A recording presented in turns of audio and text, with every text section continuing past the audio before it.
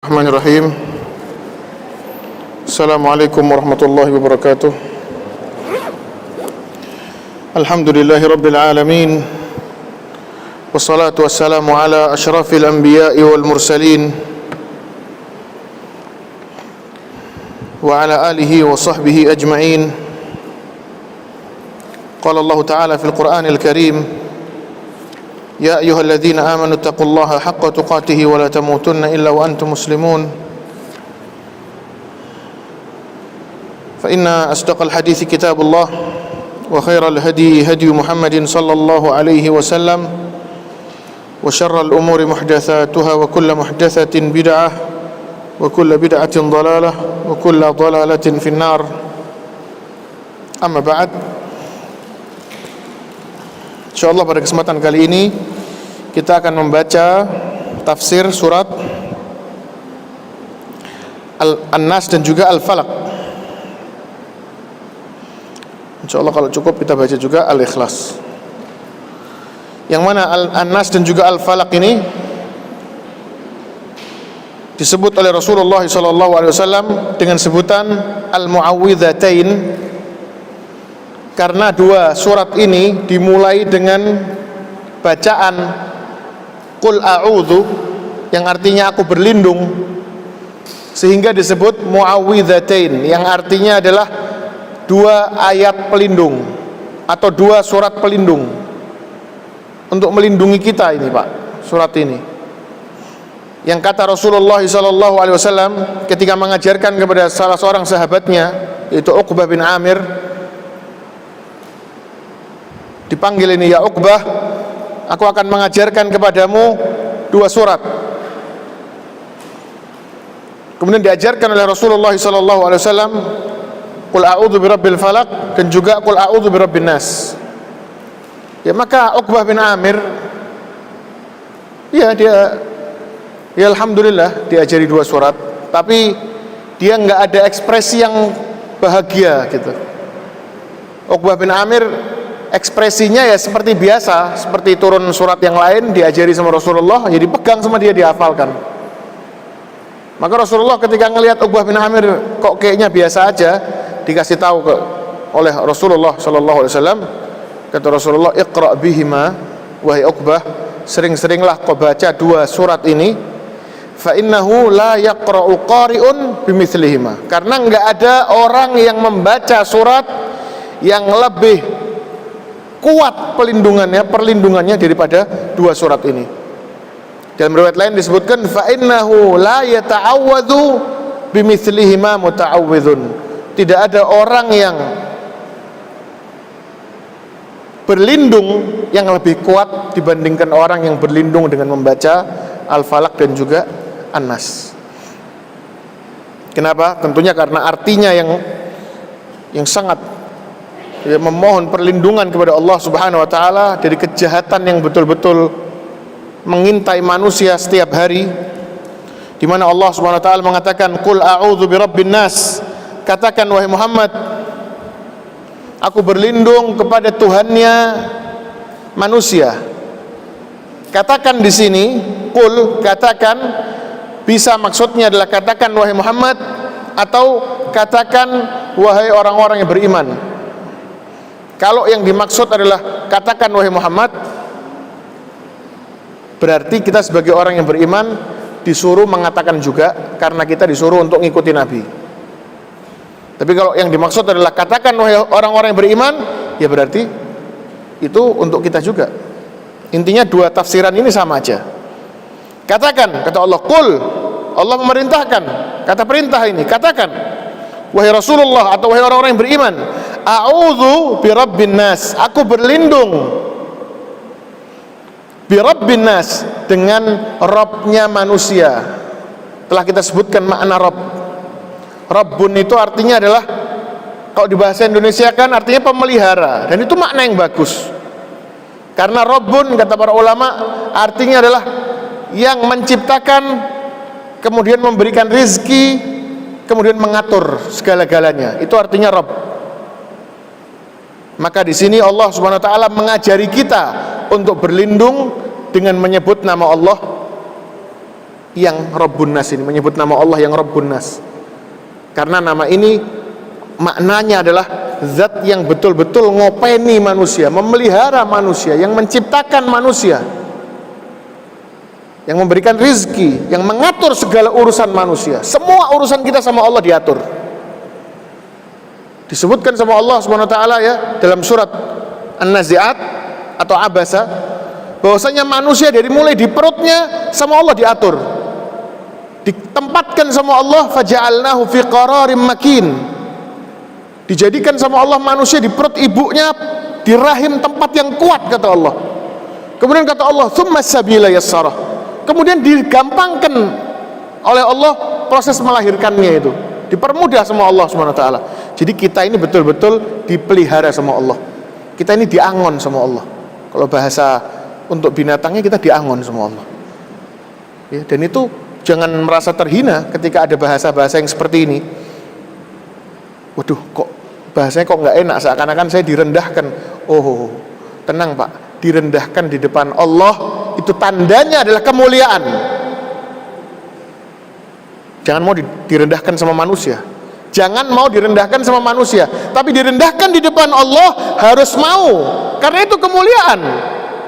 Makanya julukan Rasulullah SAW yang paling mulia apa? Abdullah. Itu julukan Rasul yang paling mulia, hambanya Allah. Kalau hamba sekedar hamba, ya hina dia, budak. Tapi kalau Abdullah, budaknya Allah, terhormat, tinggi derajatnya. Nggak ada yang bisa memperbudak dia kecuali Allah. Itu maksudnya. Makanya kata para sahabat ya, ajaran Nabi ini mengajak manusia, membebaskan manusia sebetulnya min ibadatil ibad, dari menghambakan diri kepada manusia. Karena manusia ini, sifat asal manusia itu pasti mencari sosok untuk dia merendahkan diri di depannya. Makanya orang yang nggak nyembah Allah, dia pasti cari sesuatu yang gaib, pohon, batu, dan seterusnya. Dan ajaran Islam ini membebaskan kita dari perbudakan. Budak, yaitu makhluk, dibebaskan menuju perbudakan Allah Subhanahu wa taala, Tuhannya, budak yang sesungguhnya. Jadi itu maknanya membebaskan kita. Jadi kita terbebas. Ketika kita jadi hambanya Allah, berarti kita terbebas dari hambanya selain Allah. Ya, maka Allah SWT itu pemelihara manusia, Rabbun Nas. Bapak tahu orang angon kebo, angon kambing, dibilangnya tukang angon itu Rabbun. Makanya Abdul Muttalib ketika datang Abraha nyolong ontanya dia. Pernah dengar ceritanya kan? Pernah dengar nggak? Abdul Muttalib datang marani Abraha yang mau ngancurkan Ka'bah. Dikira Abraha, oh ini mau nantang ini, mau bela Ka'bah, mau dibunuh tadinya. Ternyata Abdul Muttalib datang cuman mau nagih 100 onta. Aku punya onta yang ketut ente ambil, yang katut kau ambil, aku mau ambil itu. Ketawa Abraha, kau kesini, aku ini mau menghancurkan Mekah sekarang, kok kau kesini cuma mau menyelamatkan ontamu yang 100 itu. Kata Abdul Muttalib apa? Ana Rabbul Ibil, aku ini hanya pemelihara onta saja, maka kewajibanku ya menyelamatkan ontaku. Ana Rabbul Ibil, walil Ka'bati Rabbun sayahmi. Adapun Ka'bah yang mau kau hancurkan itu, maka ada Rabbnya juga yang pasti akan menyelamatkannya. Betul, mati ini gak itu Pak? Hebat gak itu bahasa itu? Jangan pernah malu kalau mau merinding di depan Al-Quran itu. Kalau Anda gak mau merinding di depan Quran, depan cerita-cerita seperti ini, mau merinding, lihat apa lagi? Betul?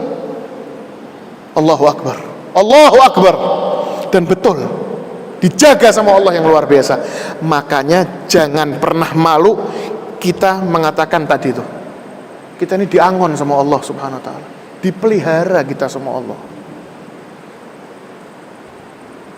Oh itu panjang, bakal panjang. Dipeliharanya dari dulu, sebelum kita ada, dari mulai orang tua kita, dari mulai maninya dipelihara sama Allah, dari mulai janin, dari mulai cara keluarnya, semua Allah yang pelihara.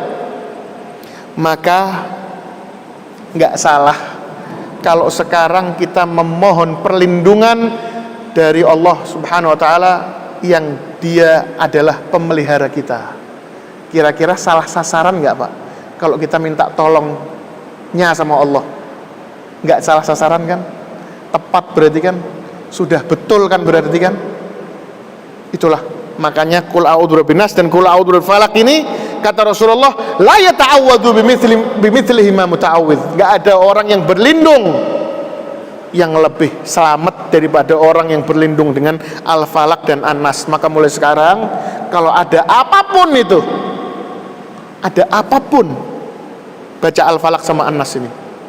Apa saja yang kita takuti, baca Al-Falaq sama An-Nas.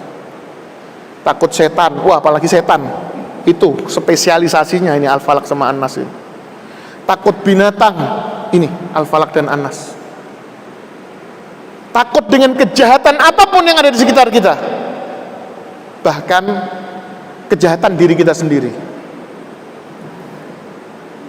Ya kan? Ini diri kita ini jahatnya luar biasa loh. Jangan main-main. Kata Allah SWT disebutkan Nabi Yusuf mengatakan dalam Al-Quran, inna nafsal ammaratum bisu, sesungguhnya jiwa manusia itu pasti akan menyeret dia, memerintahkan dia, bukan hanya memerintahkan tapi akan memaksa dia untuk berbuat kejelekan. Illa ma rahimah rabbi, kecuali dia yang disayang sama Allah. Kalau orang yang nggak disayang sama Allah, ya sudah ditinggal sama Allah. Dia akan nurut dengan nafsunya dia, dan nafsu itu pasti akan menjorokkan manusia, memaksa manusia untuk masuk ke dalam neraka. Maka kita berlindung kepada Allah Subhanahu wa taala yang diantara namanya adalah Rabbun Nas, pemelihara manusia, yang ngurusi urusan manusia. Allah yang menurunkan hujan, berarti Allah Rabbun Nas. Allah yang ngasih kita makan, berarti Allah Rabbun Nas. Allah yang menghidupkan kita, berarti Allah Rabbun Nas. Allah yang nantinya mematikan kita, berarti Allah Rabbun Nas. Dan kita berlindung kepada Allah Subhanahu wa taala yang diantara namanya adalah Rabbun Nas, itu pemelihara manusia, yang ngurusi urusan kita semuanya. Makanya para nabi dan rasul kalau doa selalu yang disebut apa? Ya Rabbi, Ya Rabbi. Gimana doanya Nabi Nuh?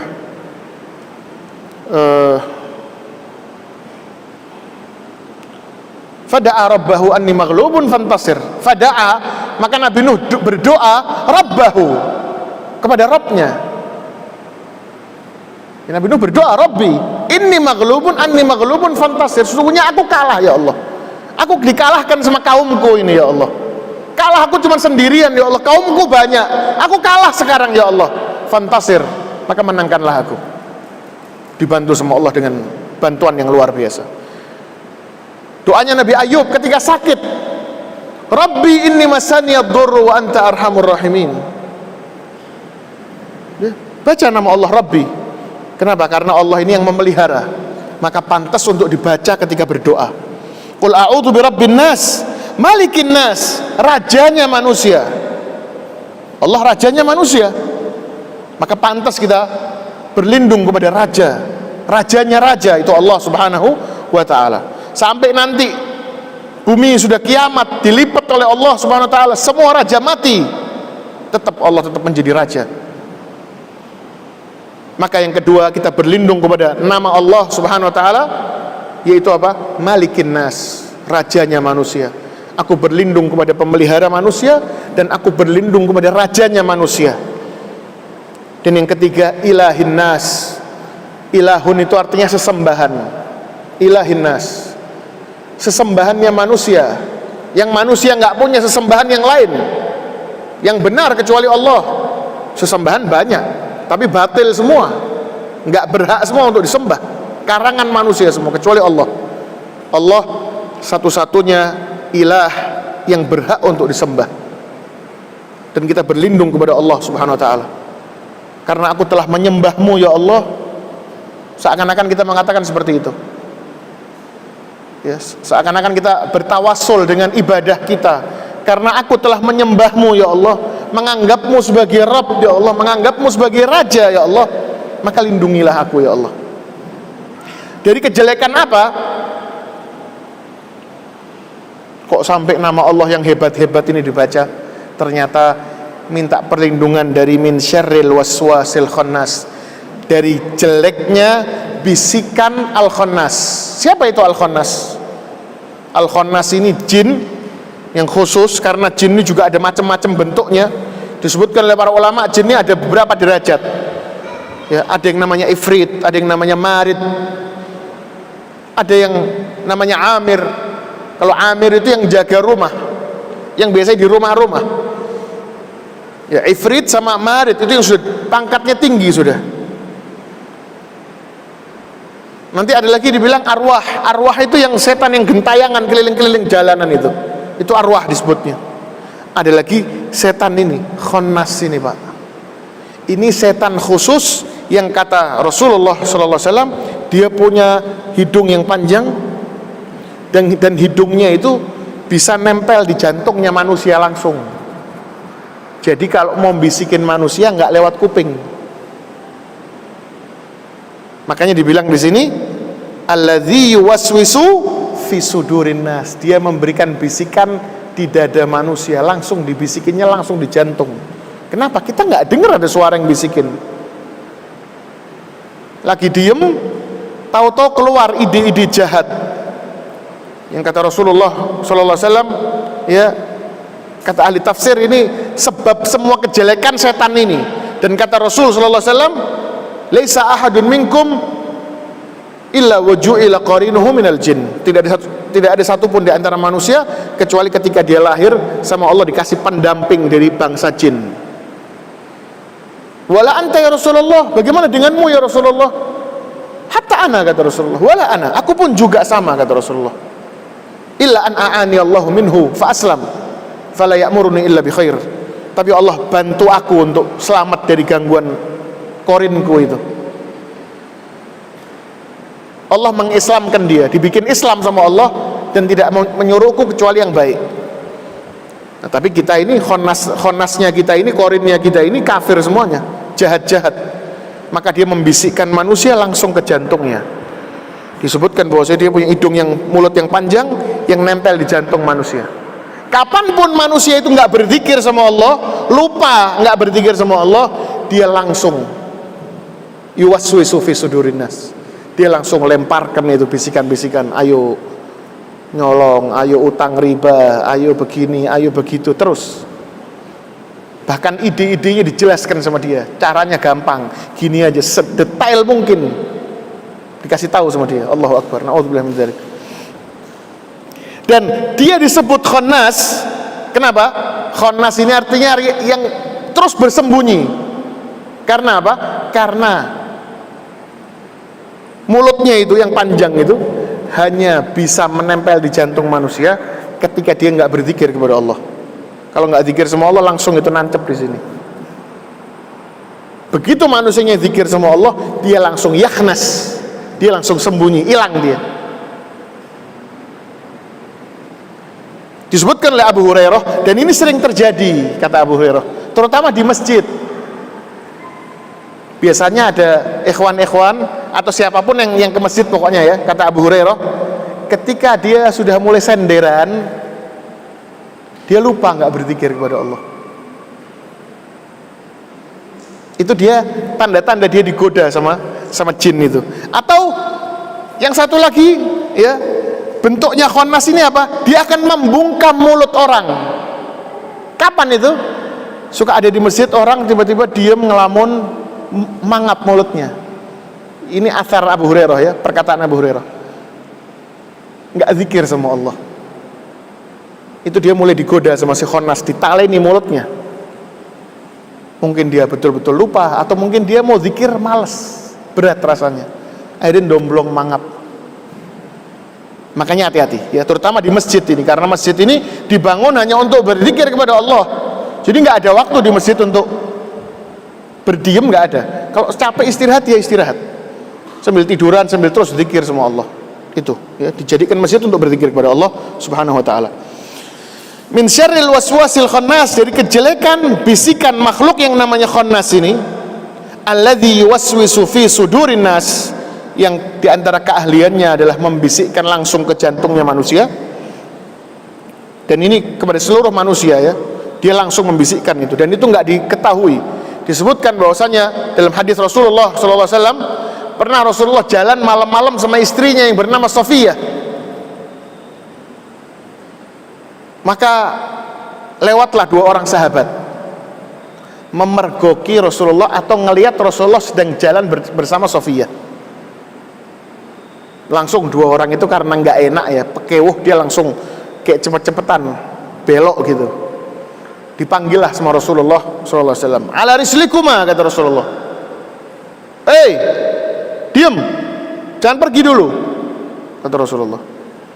Innaha Sofiyah, sesungguhnya ini istriku Sofiyah. Maka kedua sahabat itu pun langsung pekewuh ya. Kok Rasulullah sampai klarifikasi, dadak nganggo klarifikasi barang gitu loh. Kata sahabat tuh, ya Rasulullah, engkau nggak perlu sampai ngabarin seperti itu. Kata Rasulullah, la, inna syaitana yajri fi bani adam majrad dam. Sesungguhnya setan ini berjalan di aliran darah manusia seperti darah, nggak disadari. Dan aku khawatir setan itu membisikkan kepada kalian kejelekan. Mungkin dikasih tahu Rasulullah sama perempuan siapa itu. Makanya diklarifikasi sama Nabi, langsung dipanggil. Ala rislikuma, inna Sofiyah binti Huyai. Ini Sofiyah binti Huyai, istriku maksudnya, bukan orang lain. Ya, jadi setannya betul-betul khonnas ini apa? Dia betul-betul itu keahlian dia. Jalan di badan manusia tanpa kita sadari, membisikkan hal-hal yang jelek kepada manusia. Maka dikatakan Ibnul Qayyim mengatakan bahwasanya dua surat ini lebih dibutuhkan manusia daripada makanan dan minumnya, atau daripada nafasnya. Kita lebih perlu untuk membaca dua surat ini daripada keperluan kita dengan makan dan minum. Alladzi yuwaswisu fi sudurin nas minal jinnati wan nas. Dan ternyata yang bisa membisikkan ke manusia itu minal jinnati, jin nomor satu, jin, wan nas, dan manusia juga bisa. Meskipun nggak sehebat tadi, tapi manusia juga bisa membisiki manusia, mengajak manusia kepada kejelekan, dan kita memohon perlindungan kepada Allah juga dari ajakan-ajakan manusia-manusia yang setan tadi itu.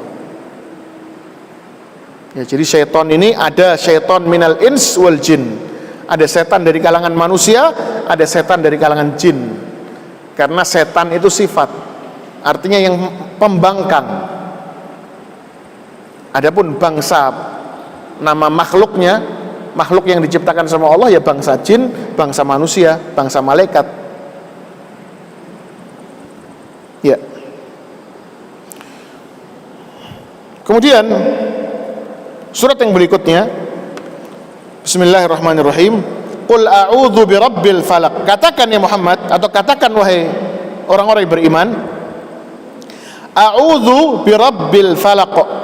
Aku berlindung kepada Rabbun, kepada pemelihara. Rabbnya siapa? Disebutkan di sini Rabbul Falaq. Dan tentunya semua kata-kata yang dipilih sama Allah itu menyesuaikan pembahasannya. Jadi kalau Allah bersumpah, Allah bisa bersumpah dengan apa saja, tapi sumpahnya Allah di Al-Quran itu selalu sesuai dengan pembahasan berikutnya. Allah bersumpah dengan wan najmi idza hawa, demi bintang. Maka isi sumpahnya Allah apa? Ma dhalla sahibukum wa ma ghawa. Muhammad ini bukan orang yang sesat. Allah bersumpah bahwasanya Nabi Muhammad ini bukan orang yang sesat. Kenapa bersumpahnya dengan bintang? Karena bintang itu penunjuk jalan, penunjuk arah. Orang kalau mau nggak kesasar, dia ngikutin bintang. Maka sumpahnya Allah sesuai dengan pembahasannya. Allah sedang mengatakan Nabi Muhammad ini ibarat bintang. Dia bukan hanya nggak tersesat Nabi Muhammad ini, justru dia patokan orang untuk supaya jangan tersesat seperti bintang. Maka qul a'udzu birabbin nas juga sama. Kenapa disebutnya Rabbun nas? Yang disebutkan kenapa Malikin nas? Kenapa kok Ilahin nas? Karena kita mau berlindung dari kejahatan yang mengganggu manusia. Maka disebutkan tadi itu. Sama seperti qul a'udzu birabbil falaq. katakan ya Muhammad, aku berlindung kepada Rabbul Falak, kepada Tuhannya Al-Falak, kepada Tuhan yang diantara sifatnya adalah Al-Falak. Apa itu Falak? Disebutkan dalam surat yang lain, Faliqul Isbah. Falak ini artinya yang membuka. Faliqul Isbah, yang membuka waktu subuh. Malam yang gelap gulita, tiba-tiba semua Allah dibuka. Dalam surat yang lain disebutkan bahwasanya Allah SWT menguliti malam sehingga dikeluarkan sama Allah siang. Malam itu semua Allah dipecah sehingga keluarlah cahaya yang masuk waktu siang.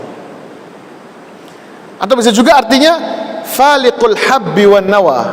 Dalam Al-Quran juga disebutkan bahwasanya Allah itu Faliqul Habbi wan Nawa. Allah itu pembuka biji-bijian yang ditanam. Manusia kan cuma bisa nanam, ya kan, biji-bijiannya. Yang bikin biji-bijian itu meletek kemudian keluar tak tunasnya sampai jadi pohon yang besar, siapa? Allah SWT.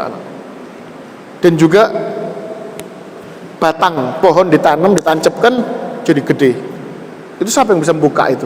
Allah SWT. Itulah nama Allah Al-Falaq ini, Faliqul Habbi wan Nawa atau Faliqul Isbah.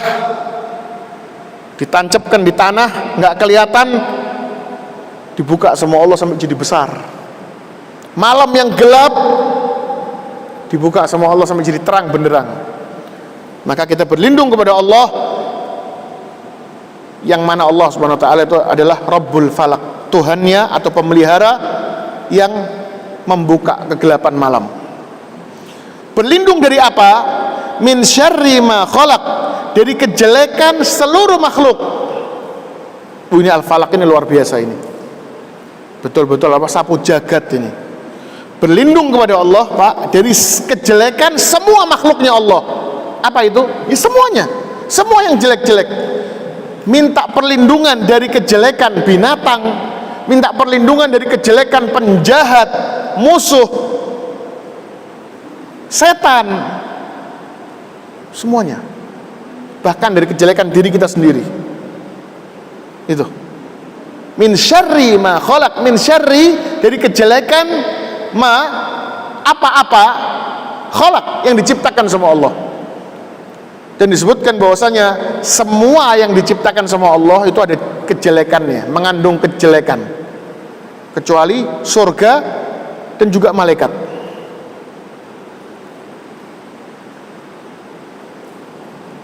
Min syarri ma khalaq, dari kejelekan semua yang diciptakan oleh Allah Subhanahu wa taala. Wa min syarri ghasiqin idza waqab, dan dari kejelekan ghasiqin, ghasiq itu artinya malam. Dari kejelekan waktu malam, idza waqab, apabila telah bertambah kegelapannya. Karena malam itu semakin gelap, semakin medeni, semakin akan terlancarkan di situ kejahatan-kejahatan, sihir-sihir, penjahat-penjahat itu geraknya di malam hari, binatang-binatang itu di malam hari, ya, tikus. Bahkan disebutkan oleh Rasulullah SAW, ya, kalau tidur suruh matikan api, ya, lampu teplok zaman dulu itu kan ada apinya, ya, suruh matikan sama Rasulullah. Kenapa? Kata Rasulullah, fa innal fuwaisiqata tudrimu 'ala nasi buyutahum. Karena fuwaisiqah, binatang-binatang yang jahat. Ada, Pak, binatang yang memang jahat. Enggak kayak kucing. Kucing kan baik, ya. Bahkan anjing. Anjing itu najis, ya. Tapi dia tuh punya tabiat yang setia. Jadi binatang tuh beda-beda. Ada binatang yang kata Rasulullah SAW fuwaisiqah, fasik, dirinya itu khabith, jelek, maunya yang elek-elek. Contohnya siapa? Tikus, cicak. Yang disebutkan riwayat Nabi Ibrahim ketika dibakar, itu riwayat yang sahih. Semua makhluk ketika itu membela Nabi Ibrahim, niup supaya mati apinya, kecuali cicak. Dia meniup supaya apinya tambah besar, padahal nggak ada untungnya buat dia. Tapi karena dia jelek, hatinya itu khabith, binatang yang jahat. Sama tikus juga, kata Rasulullah, kalau tidur matikan itu api itu di rumah. Kenapa? Karena binatang-binatang penjahat ini, tokek apa itu, suka tudrimu ala nasi buyutahum, iseng menjatuhkan teplok itu sehingga akan membakar rumah. Dan disebutkan oleh para ulama bahwasanya binatang tersebut fuwaisiqah itu dia kerja sama setan, kerja sama setan. Maka betapa ya manusia ini luar biasa, diajarkan sama Rasul SAW sunnah-sunnah yang menjaga dirinya, pada hakikatnya itu semuanya untuk kebaikan dirinya. Sama Rasulullah kalau malam begitu maghrib suruh tutup, suruh panggil anak-anak, suruh masukkan ke dalam rumah, pintu suruh nutup, wadhkur ismallah, jangan lupa tutup pintu sambil bismillah, biar kekuatan yang lahir batin nggak bisa masuk, kekuatan jahat yang jelas dan yang nggak nampak ataupun nampak biar nggak bisa masuk. Kemudian kendi-kendi air, gelas, bak kamar mandi yang nggak tertutup, kata Rasulullah, tutup itu. Kadang hikmahnya kita tahu, kadang hikmahnya nggak tahu, nurut aja, pasti ada hikmahnya. Kadang tahu, kadang enggak. Di antara hikmah yang kita tahu, yang tadi Nabi bilang, matikan teplok, kalau enggak sama setan, kerjasama binatang, rumahnya kobongan. Tutup itu bejana, kata Rasulullah apa? Fa inna fis sanati lailatun yanzilu fiha waba. Karena dalam satu tahun itu ada satu malam yang Allah menurunkan wabah penyakit. Ini salah satu hikmah yang kita tahu, yang tidak melewati bejana yang enggak ada tutupnya, bak yang enggak ada penutupnya, kecuali akan masuk ke situ. Itu Nabi bilang seperti itu. Ya maka ini semuanya subhanallah ya, kebaikannya kembali untuk kita semua. Min syarri ghasiqin idza waqab, dari kejelekan malam apabila telah bertambah gelapnya, karena semakin malam itu gelap semakin lancar ya kejahatan-kejahatan, sihir dan apa itu semuanya biasanya terjadi di malam hari. Wa min syarrin naffatsati fil 'uqad, dan dari kejelekan penyihir wanita disebutkan di sini karena biasanya penyihir itu perempuan. Makanya terkenal nenek sihir, mak lampir, nyi pelet, nah, biasanya perempuan. Tapi laki juga ada, tapi disebutkan karena kebanyakan wanita. Tapi kita berlindung dari semua penyihir, laki atau perempuan. Dari kejelekan penyihir diistilahkan di sini penyihir dengan sebutan naffatsat, yaitu yang suka meniup. Karena biasanya dia lancarkan ilmunya, habis baca terus ditiupkan, disebulkan. Sama konsepnya seperti ruqyah syariah, baca Quran ditiupkan, dia juga punya konsep itu, tapi yang dibaca lain sama dia. Tentunya manggil setan ya. Kemudian disebulkannya kemana? Fil 'uqad, di ikatan-ikatan. Dia ngikat boneka, ditaleni, apalah itu nggak tahu, ditaleni sama dia. Dalamnya diisi apa? Diikat sama dia, disebul di situ. Kita minta perlindungan kepada Allah dari kejelekan ini, penyihir ini, yang biasanya juga bergeraknya di malam hari. Makanya Nabi Musa ketika nantang Fir'aun, dia mintanya apa? An yuhsyaron nasi duha. Dia mintanya ayo dengan syarat kau kumpulkan manusia ya kapan? Di pagi hari. Siang-siang dia maunya duha. Nabi Musa tahu dia malam semakin kuat, makanya duha aja. Naffatsati fil 'uqad, dan ini bahaya sekali ya, santet ini, karena kita nggak tahu tempatnya di mana. Maka di antara maksud dari surat Al-Falaq adalah apa? Kita minta sama Allah agar kejahatan-kejahatan yang nggak nampak itu, yang kita nggak tahu sumbernya di mana, untuk bisa kita tutup supaya dimunculkan sama Allah, supaya kita tahu, supaya ketahuan, atau supaya langsung diatasi sama Allah. Karena kita nggak bisa ngatasi itu. Ada penyihir di mana kita tahu ada orang yang nyihir kita? Kalau kita tahu sihirnya ditaruh di mana itu, santetnya itu dicemplungkan kali, cemplungkan laut, taruh di bawah tanah, kita nggak ngerti. Kita minta sama Allah SWT untuk melindungi kita dari itu semua. Wa min syarri hasidin idza hasad, dan dari kejelekan hasid, orang-orang yang hasad, idza hasad, ketika dia melancarkan kehasatannya itu, ngelihat kita punya nikmat dia nggak senang, maka jengkel hatinya. Dia ngatur strategi di belakang untuk menghasut kita, menjatuhkan kita, mukulin kita, membunuh kita, kita nggak tahu.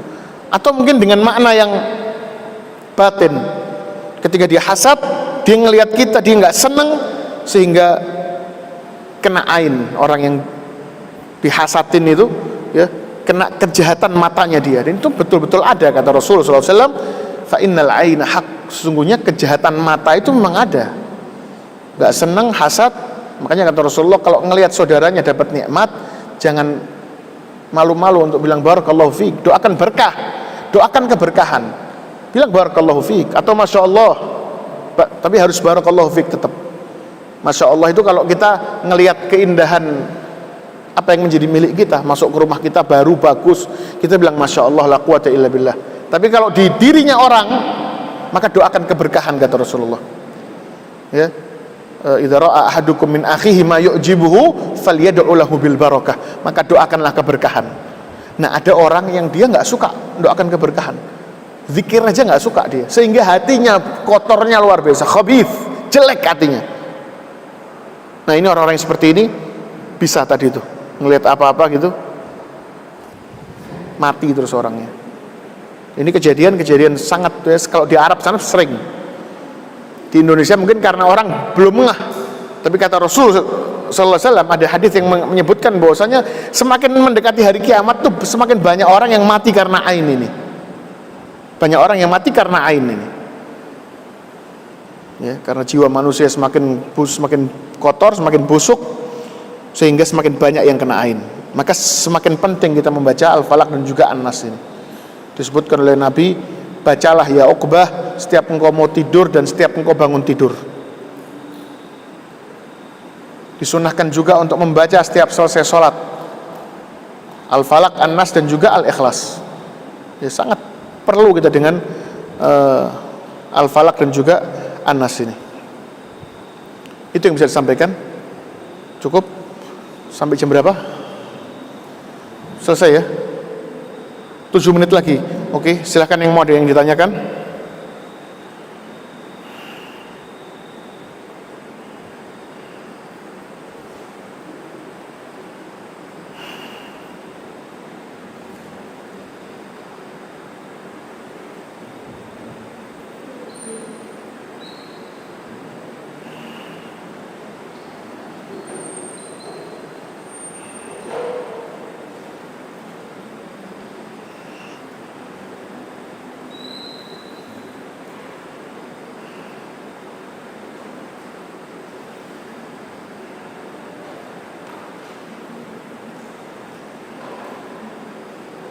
Ada yang mau ditanyakan, Bapak-bapak?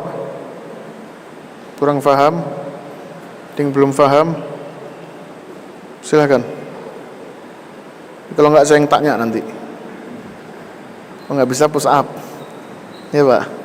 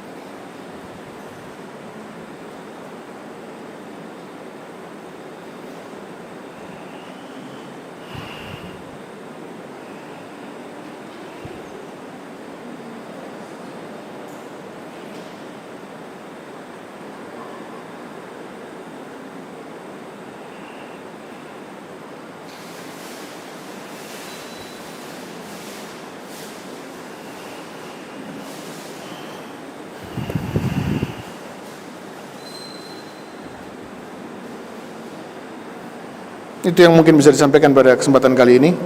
Kita tutup dengan doa kafaratul majlis. Subhanakallahumma wa bihamdika asyhadu an la ilaha illa anta astaghfiruka wa atubu ilaik. Assalamualaikum warahmatullahi wabarakatuh.